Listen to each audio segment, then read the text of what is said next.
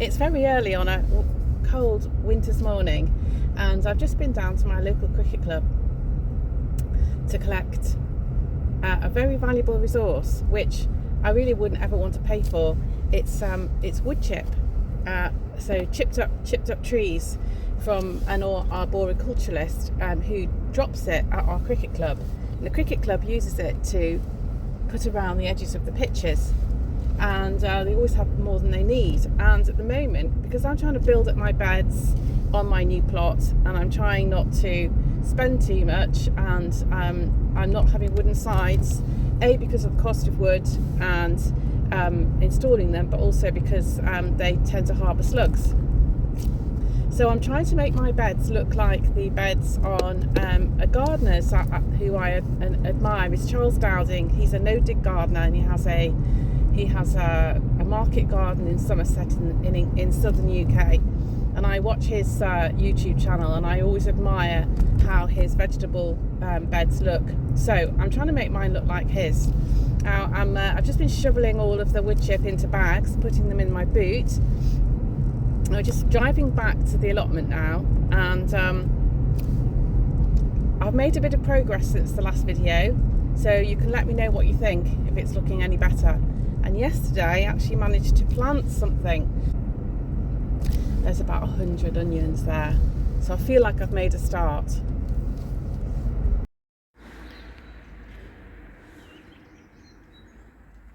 So here we are, back at the allotments, and this is my haul. All I've got to do now is work out how to get these up the lane onto the plot, because we're still not driving up the lane to the plots because it's a bit frosty and muddy. So as you can see, we've still got frost on the ground, and there's some lovely daffodils dotted about. It's really good to see those this time of year. So here in the northwest of the UK, we are USA equivalent zone 11. So if you live in the UK and you don't know what zone you're in, there's a website, and it will show you what zone you're in depending on your postcode, and it will show you your last frost dates, etc. So our last frost date here is the end of April, and we're on an estuary, northwest England, and it's pretty accurate actually. So it froze, it's mid-March, and it froze here last night. It was about -1, I think. So there's still some frost on the ground here and there. That's a composted bed with a bit of a light layer of frost on it. But the ground is by no means solid. I've been digging it this morning, so I'll just get the rest of the wood chip in.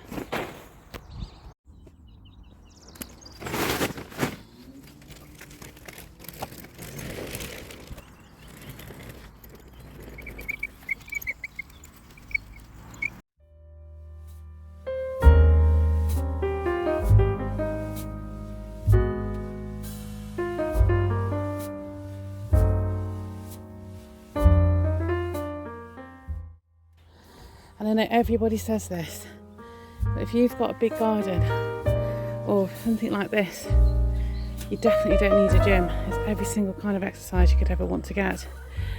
So, finally got the wood chip onto the plot. Time for a little break, I think.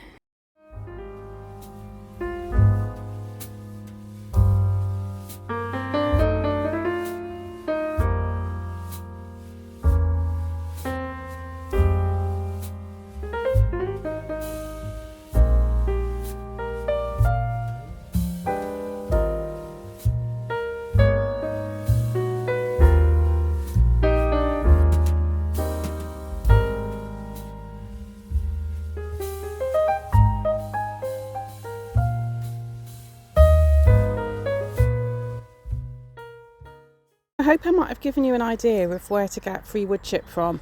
It certainly worked for me. I had some tree work done last year, and the tree surgeons very kindly put all the chipped up wood at our allotments for us, and they followed me up to them and dumped them in the truck. And they said any time I wanted any more, they'd always bring some.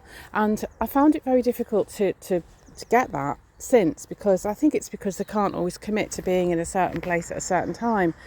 So our local cricket club uses woodchip all the time to put around the edges of the pitches, and their local tree surgeon is happy to just drive in and dump the stuff there, because obviously they've got plenty of space.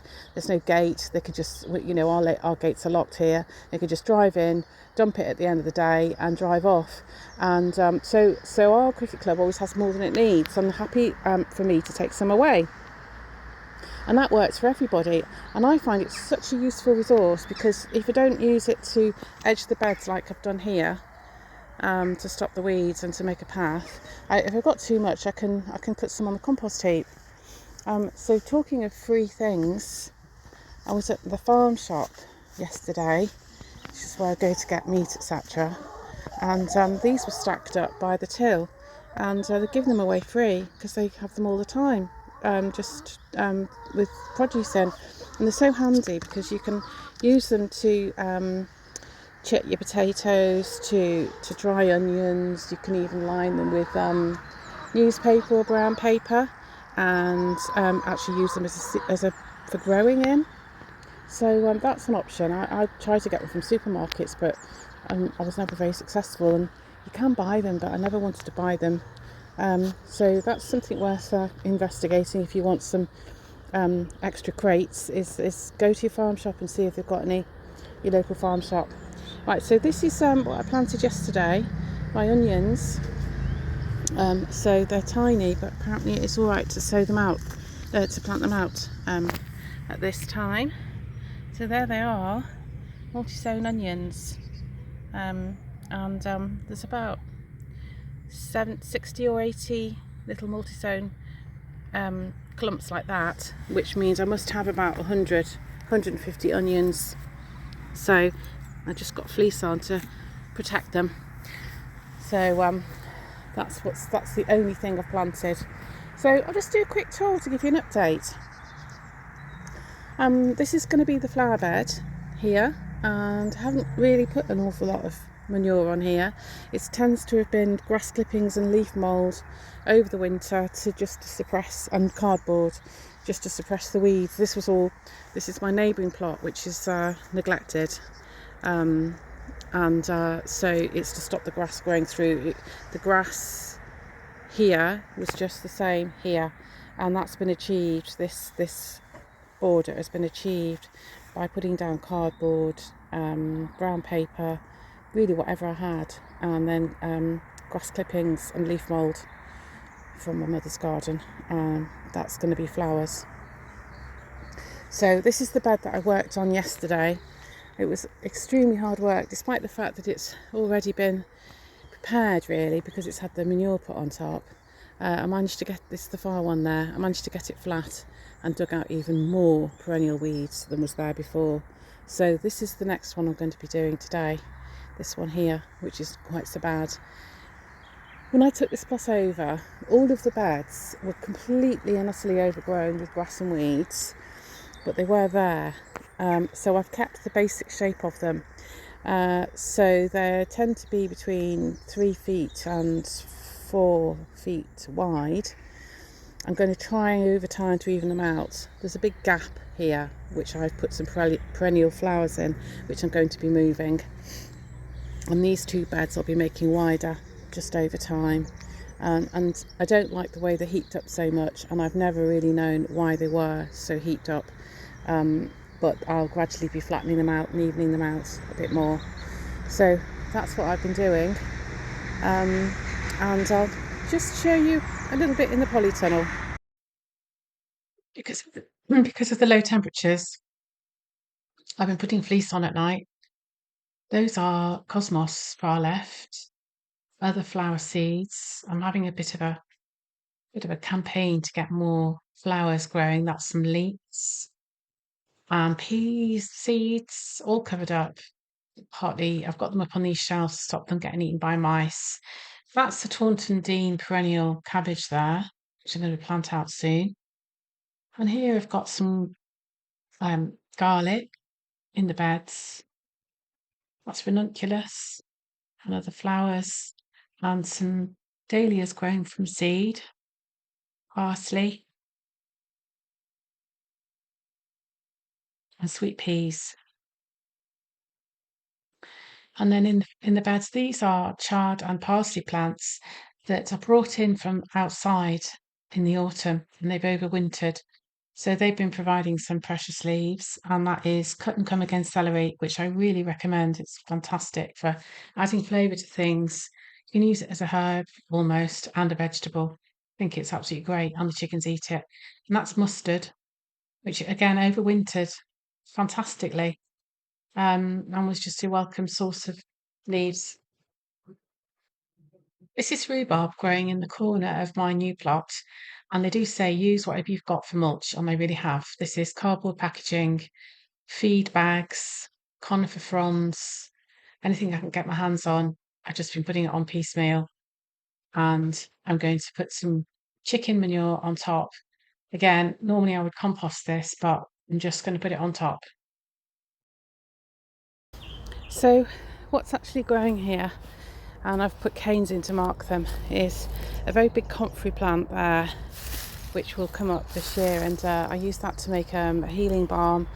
If you I'll put the link to that in the description, and also use it as a compost. That's a huge fennel herb plant, like big coppery fronds. So that's there. That will come up this year. And this is a huge catmint which bees and insects love. So this is quite a useful corner of the allotment, and because it's at the edge, I need to have perennial things here that don't need to be tended so closely. And it was always very undulating and awkward corner, and so over the winter I've just thrown on top of it anything that I had, which is leaf mould from dead leaves from my mother's garden. I've tried for about 20 years to get my mother to have a compost heap, but she won't have one because she thinks they're untidy. So now I take the stuff away, because if not, it goes in the council compost, and I don't see why they should have it when I can use it. So I bag it up and bring it here. She doesn't use any pesticides or herbicides, so I know it's okay. So you can just see the conifers peeping through there, and I would feel a lot happier if this was all in very neat layers, all using the same stuff, all incredibly logical and organised. But one of the things I've got over since I've had my allotment plots is to not be so perfectionist. Do little and often, and just work your way towards your goals. I think if I was younger, I'd have more energy, then I could work for a whole day on this kind of task. For instance, I can't wait to get all of these beds up to the same level as the one at the bottom, but I know I can't do that in a day, so I'm working on one at a time. I'm doing a bit of sowing, a little bit of weeding, fetch a bit of bark, work on one bed, and then do some more the next day or the day after that. And it's not in my nature to do it like that, but I've adapted so that I don't wear myself out. So there's the chicken waste on top, and the reason I've added that is because normally you should let it compost down, and I have got some composted down, but it's all sealed in the compost bin with the front staked in. Not easy to get at the moment, so I'm just going to leave that. And because these are established plants, and I'm just going to risk it. It's going to take a while to rot down because of the cardboard.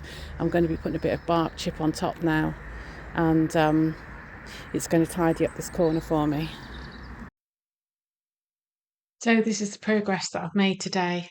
I've managed to flatten 2 more beds, put the bark chip in between, try and get the edges straight, and I feel it's looking a little bit more like an allotment plot now, where I might be able to grow something rather than something that's going a bit crazy.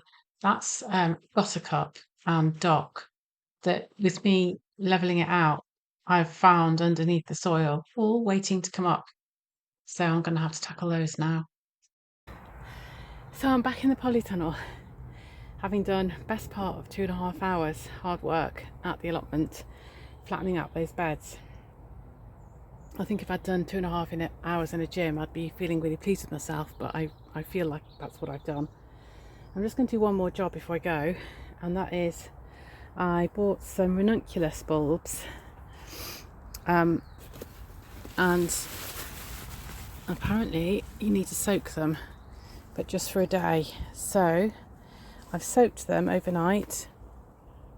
I left them in the polytunnel because apparently you need to soak them and they need to stay cold, and you need to not let the water get warm and horrible.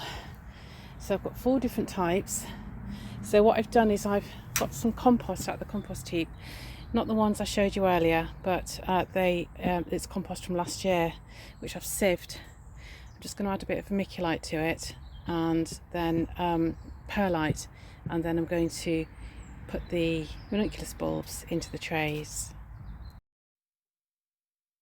So here they are in their separate net bags in the water to keep them apart. There's 4 different colours. Here's one I bought separately, 1 packet. And this is what they look like when they start to sprout. That's about 2 weeks old. I started those off in the house, but I brought them here now because of lack of space and keeping them covered in bubble wrap. So here I am adding them to the soil.